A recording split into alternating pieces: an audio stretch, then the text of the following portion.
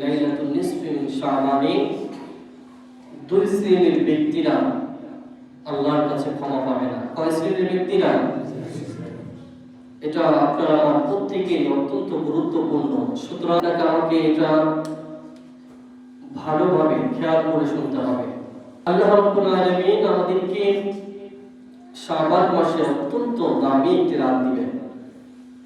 কি রাত দিবেন? দামি একটি রাত, যেই রাতে আল্লাহ রাব্বুল আলামিন প্রত্যেকটা গুনাহকে ক্ষমা করে দিবেন। সুবহানাল্লাহ। তবে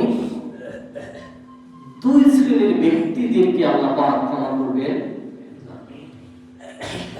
বিশ্বনবী সাল্লাল্লাহু আলাইহি ওয়াসাল্লাম ইরশাদ করেছেন, অত্যন্ত চমৎকার একটি হাদিস। মুআয ইবনে জাবাল রাদিয়াল্লাহু তাআলা আনহু বর্ণনা করছেন, قال يطلع الله إلى خلقه في ليلة النصف من شعبان। রাসূল সাল্লাল্লাহু আলাইহি ওয়াসাল্লাম বলেছেন, শাবানের মধ্য রজনীতে আল্লাহ রাব্বুল আলামিন তার সৃষ্টির প্রতি দৃষ্টি দেন, তাকান। সুবহানাল্লাহ বলবেন না?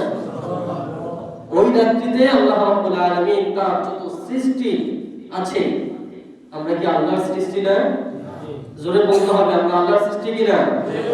এই আমাদের উপরে আল্লাহ পাক দৃষ্টি দেন এবং ফায়াগফিরু লিজামি'i খালকিহি ইল্লা লিউশরিকা আও মুশাহিদ। আল্লাহ রাব্বুল আলামিন সকল গুনাহকে তার সৃষ্টিতে যারা আছে, যত ভুল করেছে প্রত্যেকটা ভুল আল্লাহ পাক ক্ষমা করে দেন। সুবহানাল্লাহ। তবে লিজামি'i খালকিহি তার সৃষ্টির মধ্যে যারা ইল্লা লিউশরিকা আও মুশাহিদ, যারা মুশরিক এবং যারা মুশাহিদ, এই দুই শ্রেণীর ব্যক্তিদেরকে আল্লাহ রাব্বুল আলামিন ক্ষমা করেন।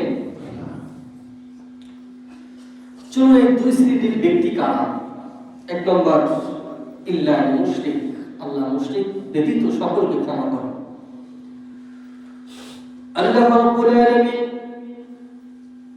আপনার আমার জীবনে যতগুলো গুনাহ আছে প্রত্যেকটা গুনাহকে আল্লাহ পাক ক্ষমা করে দিবেন।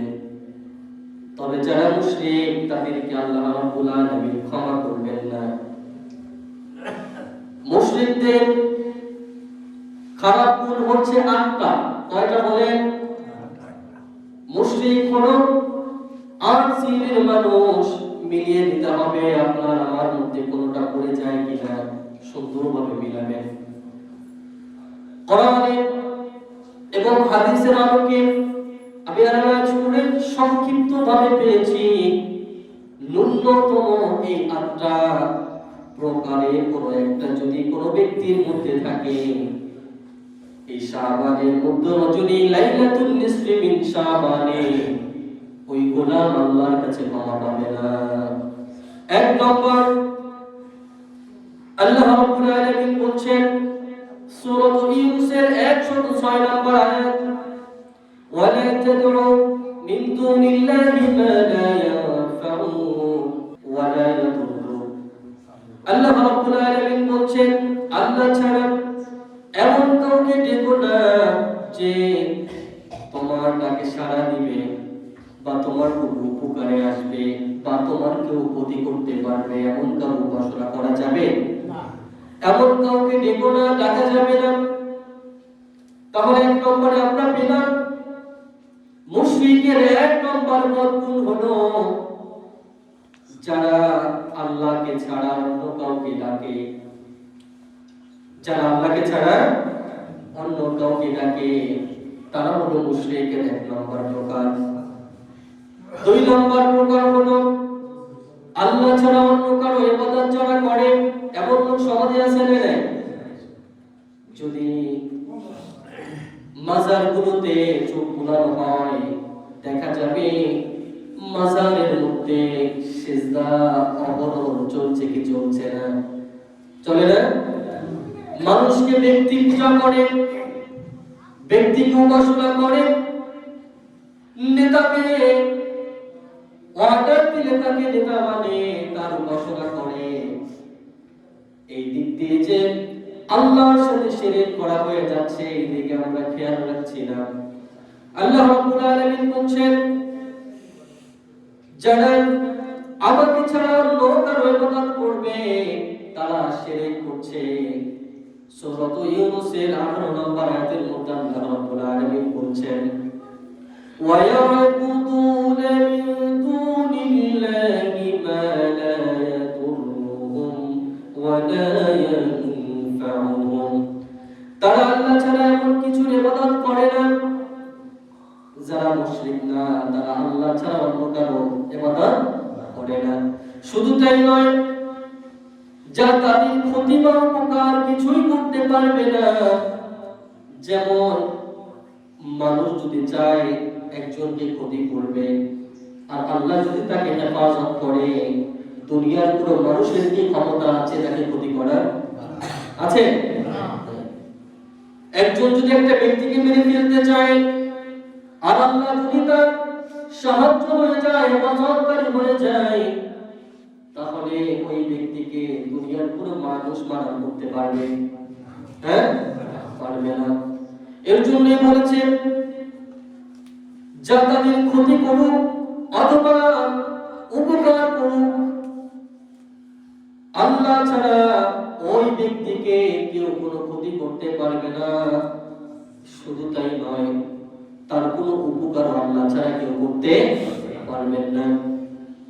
3 নম্বরে মুশরিকদের বড় গুণ হলো তারা আল্লাহ ছাড়া অন্য কাউকে সুপারিশকারী মনে করে।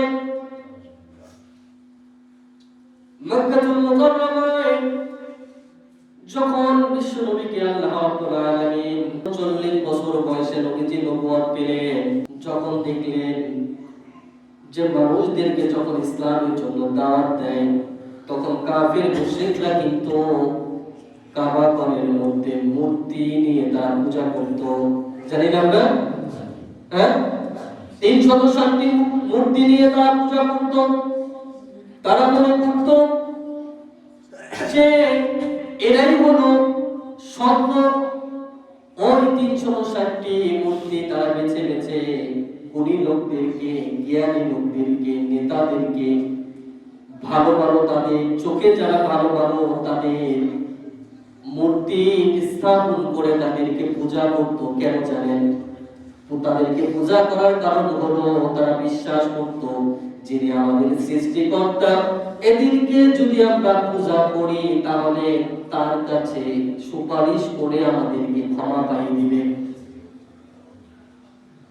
এই সূরা জুমারের 3 নম্বর আয়াতের শান নজুলের মধ্যে বিস্তারিত বর্ণনা এসেছে, মা না'বুদুহুম ইল্লা লিয়ুকাররিবুনা ইলাল্লাহি যুলফা। আল্লাহ রাব্বুল আলামিন বলেন, আমরা তাদের ইবাদত করি শুধু এই জন্য যাতে তারা আমাদের আল্লাহর নিকটবর্তী করে দেয়। নাউজুবিল্লাহ করেন। তারা মূর্তি পূজা করত যেন আল্লাহ নিকটবর্তী তাদেরকে করে দেয়, সুপারিশ করে তাদেরকে পার করিয়ে দেয়। এর জন্য তারা মূর্তির পূজা করত। তাদের সুপারিশকারী হবে একমাত্র আমার আল্লাহ তাআলা। কিয়ামতের দিন সেদিন মানুষগুলো শাফায়াত করার মতো কোনো ক্ষমতা রাখবে না।